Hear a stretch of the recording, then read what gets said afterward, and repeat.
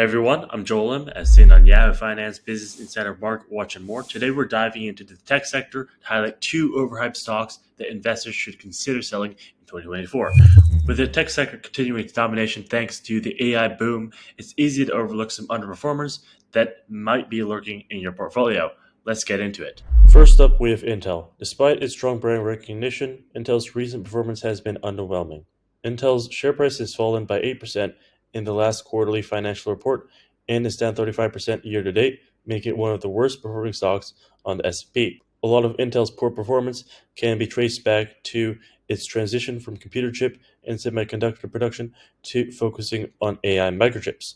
Despite claims that Gaudi 3 chip is twice as efficient and faster than Nvidia's AI microchip, the market response has been tepid at best. When you consider all of the relevant metrics, it's easy to see that Intel is one of the most overhyped tech stocks. It might rebound eventually, but for now, it's best to stay away. Next on the list is Roblox. The video game giant has had a tough year with stock down 53%, the most it has dropped since going public in March 2021. In its recent quarterly earnings report, Roblox posted a loss of 43 cents per share, which, although better than the predicted 53 cents, isn't a significant loss still. The company's promise of delivering 20% revenue year over year is no doubt not happening. Roblox share has plummeted 22% recently, highlighting its struggles.